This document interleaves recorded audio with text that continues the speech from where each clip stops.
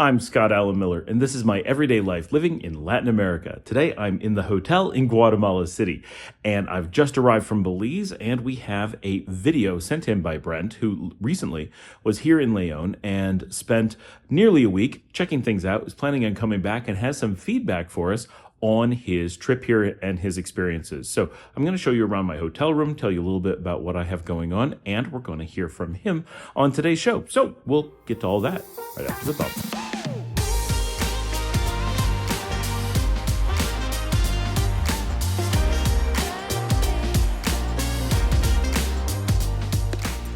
Before we get to Brent's feedback on Nicaragua, let's do a quick hotel room tour here at La Antigua. I'm in downtown Guatemala City in Zona 10, Zone 10. And the Antigua is where Yvonne and Valentina and I stayed in 2022 in the videos we did back then. Go check them out for sure. We did a lot of good Guatemala content 2 years ago, a lot of walking around the city. And so we had a really big, really nice hotel room back then. This is just a small one. I got the cheapest thing I could get. However, I have to say the internet is so much better than it was 2 years ago. 2 years ago, it was a problem, and now it's great. So that's fantastic. This is, I think, $57 is what I paid, and pretty nice. Great location in the middle of Zone 10. I am across the street from the Avia Mall. Tons of food options. There must be at least 50 to 60 restaurants within a 1 block radius. So this is a place to be. Quite comfy, everything you need, good internet, plenty of places to plug in, good light, air conditioning, of course, but you don't need it because this is Guatemala. Windows are open and right in the heart of things. So pretty good option. All right, so Brent sent in his feedback. Let's go hear from him about his trip to Nicaragua. Hello, Scott. I just wanted to leave you a short video to thank you for meeting up with me and when I was down there. I appreciated that, and it's nice meeting you and your family and your friends for a little bit. I guess overall my impression of the place was really good. I mean, I definitely plan on going back and following up on my first trip, maybe doing something a little longer for maybe, I was down there just for 10 days, maybe try for a trip of at least, maybe more like a month or so. Overall, yeah, my impression was really good. I really liked the place and the people. I did get rained out a little bit, just for a few days of my trip, actually. So I didn't get down to the beach area like I wanted. I went down there briefly. It looked nice, but it was pretty much rained out my trip. So definitely need to get down there. It was a nice trade-off to have the unusually cool weather there during the rainy, days. But on the other hand, I think I really only got to experience the heat part, like for the beginning and the end of my trip. So I did get a chance to feel what that would be a little bit. I guess in the way of unanswered sort of question would be, I think I got a good feel for if I wanted to do some extended tourism down there to get a feel for different parts of the country. I think it's definitely doable. I mean, for me, the hostel thing really worked out much better than I thought it was going to be as an older traveler. They really were, accepting of me there, and I had no problem with the kids or anything. They were cool, and the owners of the place, they don't care how long you're there. I mean, they're happy to have you there. So I think it would be a good way for me to keep, to kind of leap around the country and explore different places for me to, before I actually even start really renting anything for a longer term, that would work out fine. So that's what I plan on doing.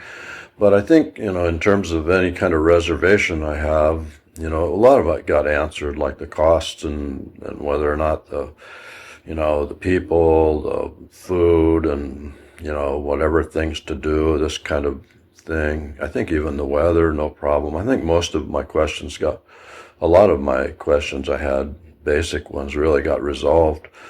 But I would say, I still can't quite picture, the leap over from, being kind of just like in full backpacker mode, tourist kind of mode, to transitioning over to a, renting a place, what neighborhood to find and stuff. I think that I kind of talked to you about how I wasn't too clear on that, how to find some residential thing to move into and fit in with your neighbors and whatnot. So, I mean, that leap over to that, that transition over from, like I say, just a full traveler mode, which would be fine for quite a while. I don't mind really doing it.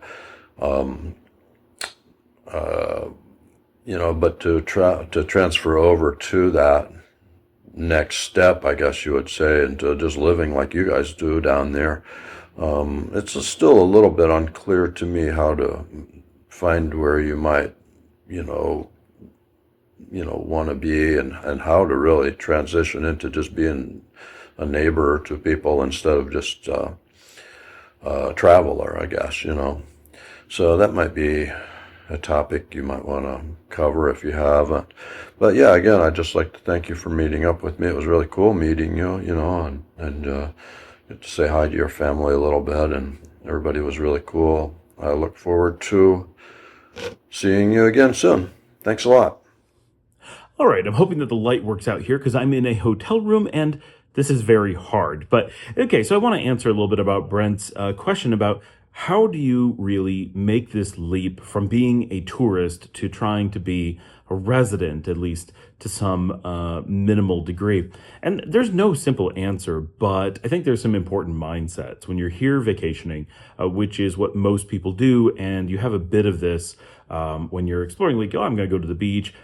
That's great. It's good to see what's in the area. It's good to get a feel for what the options are. And maybe you want to live on the beach. But once you know you don't want to live on the beach, you don't want to be spending a lot of time doing those things. Because once you move to any place, you have access to all those holiday things, those vacation things, those fun things. You're going to be able to do that in abundance. What you're not going to be able to do is spend a lot of time deciding exactly where it's going to make sense for you. And of course, it's very hard right away, right? So the thing you want to do, and of course you have multiple trips that you're looking at. You're not looking at making a complete leap on the next time, right?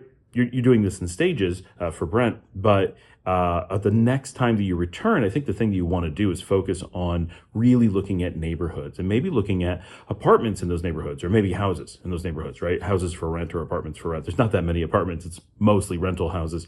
And, get a feel for which neighborhoods seem to have what you like, but don't make a big commitment, right? Try to get in for 6 months, maybe go for 12 months.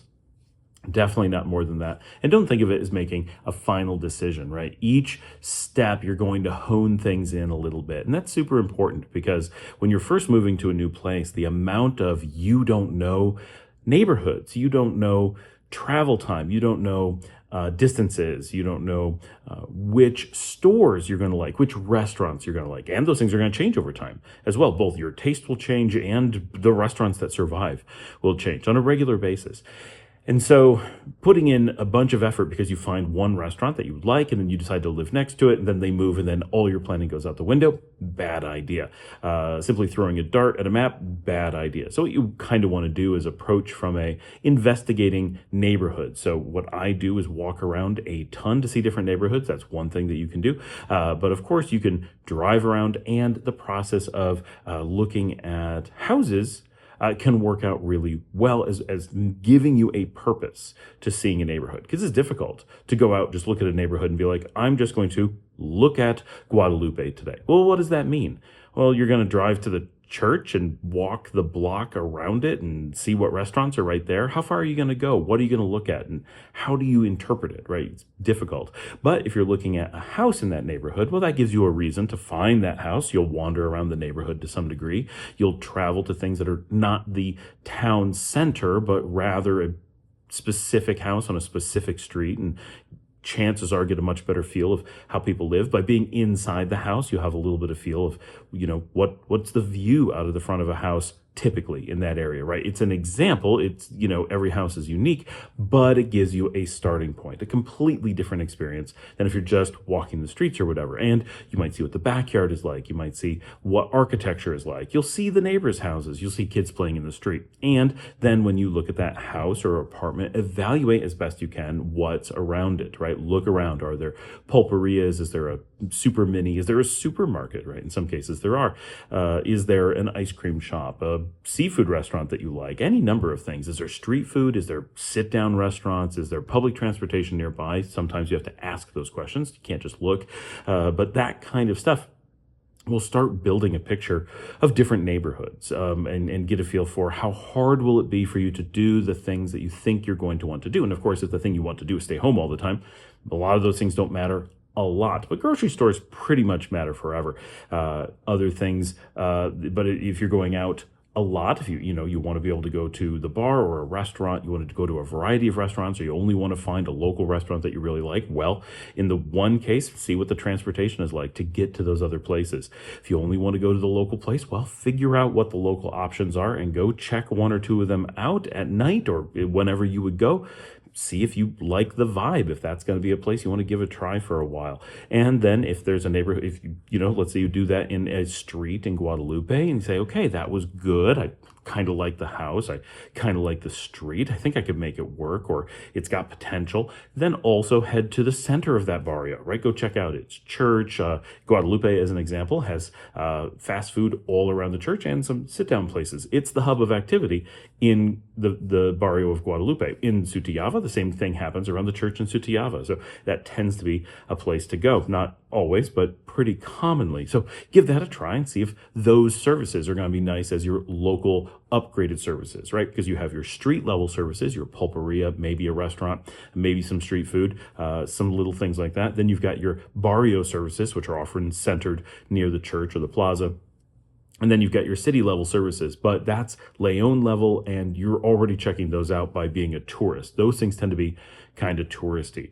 So that kind of builds a picture over time. Then once you've narrowed that down and say, okay, I liked Guadalupe or I liked Fatima, and then you find a place that you actually want to rent there, put in 6 months, maybe 12 months, right? And then as you do that, you will naturally get to know people in that area, and you'll get to know people around town to a lesser degree. You'll start to learn about other barrios. You'll see how people live. You'll talk to people, and someone will be like, oh, you live in Fatima. That's cool, but I live in wherever. I live in, Sutiava, Zaragoza, and maybe it's cheaper. Maybe it's more convenient to something you want to do. Maybe it just has a different vibe that you end up liking. You visit people and you say, oh, you know what? Maybe I want to try out that barrio. And you move to that when your lease is up, right? And that's really easy because you own all the furnishings. In the examples we've given, the talks that we've had, we've talked about doing unfurnished leases, because once you know you're going to be staying any amount of time with any firm decision making, it's going to be way cheaper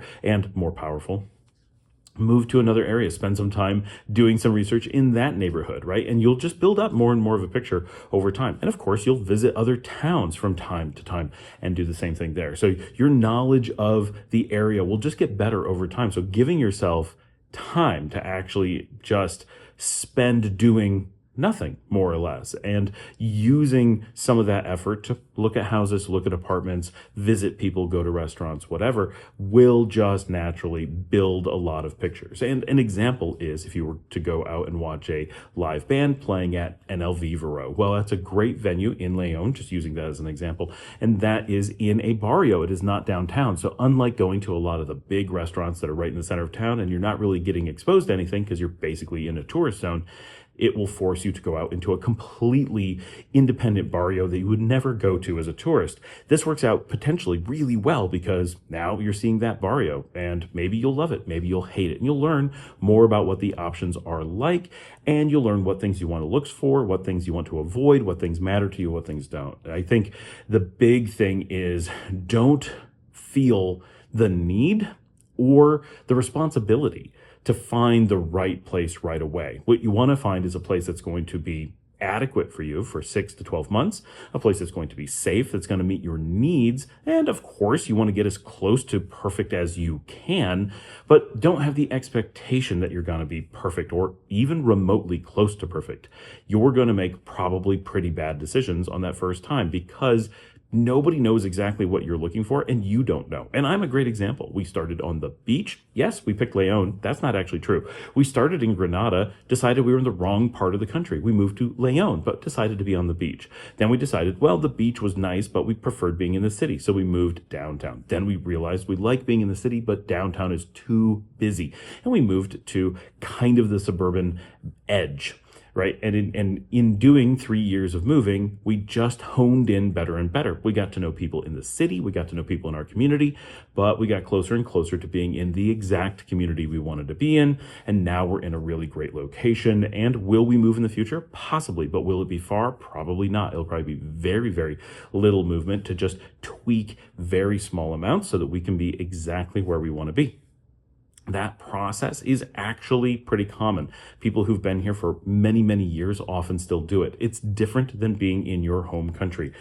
For us, the United States, right, we grow up in it. We have so much exposure to neighborhoods, cities, regions. It's really easy to make really powerful decisions about where you want to live exactly really quickly. And still, there's a lot of learning curve, but it's so much less. When you're going to any new country, any new major region, you have so much learning curve that you need to kind of expect that you will get an okay option right away, but you're going to use a few moves to really learn more about how you are going to interact with the local environment, how it's going to react to you, what you like, and both how your tastes change and what things are offered to you. And that's a big thing for us. We had no idea that we were going to spend so much time going out to live music venues and hanging out with people in the city that were friends of ours. We didn't know that we were going to have those connections. We didn't know that that was the lifestyle that was going to match so well for us. So we learned a lot about what we like and how we adapt to being in Nicaragua as much as we learned about Nicaragua. So that's likely, I think for most people, that's a normal process. There's just so much life being shaken up in doing a move like this that you need to give yourself time to just be good enough and settle in, and a lot of it will really come naturally. So hopefully that answers some of your questions. Leave more questions and I'll do my best to get back to them. Once I am back in Nicaragua, I'm heading back in the morning. For those who are wondering, I'm recording this in Guatemala on my final night of my trip. I'm all settled in. I'm here in the Antigua Inn, as I said, and I did the tour earlier. I am getting up in the morning at about 7 o'clock. 8:30, I got to be at the airport. 10:30 is my flight. I will be in Nicaragua at noon, taking the bus out to Leon for my daughter's birthday. So I'll be offline tomorrow as well. And then Thursday, of course, is Thanksgiving. So no live stream, no big event on that day. Of course, we'll have a video, but no live stream because I'll be spending time with the family celebrating Thanksgiving because it's one of the few American traditions that we still do. So thanks for joining me. Like and subscribe. If you'd like to help support the channel, you can buy me a coffee at buymeacoffee.com/Scott Al Miller with the link on the screen. And of course, it's in the show notes. Also in the show notes is instructions on how you can send in a video of yourself, just like Brent did today, where you can ask questions, leave comments, get involved, and present yourself to the community. It's a great way to interact and for people to get to know each other and get some more feedback. I think that's a really cool thing. So thanks to Brent for sending that in. That's really cool. We don't get those too often, and I really appreciate when we get them. And of course, if you don't want to send in a video, just ask your questions in the area down below. We have that whole conversation. Say hi, leave comments, ask questions, all that stuff. And of course, we have our membership. If you would like to join, it's just $5 a month and is a commitment to a small support of the channel. We really appreciate you guys making all this possible because there is obviously a lot that goes into doing this show, and the support really makes a big difference. Thanks for joining me. I'll see you all tomorrow.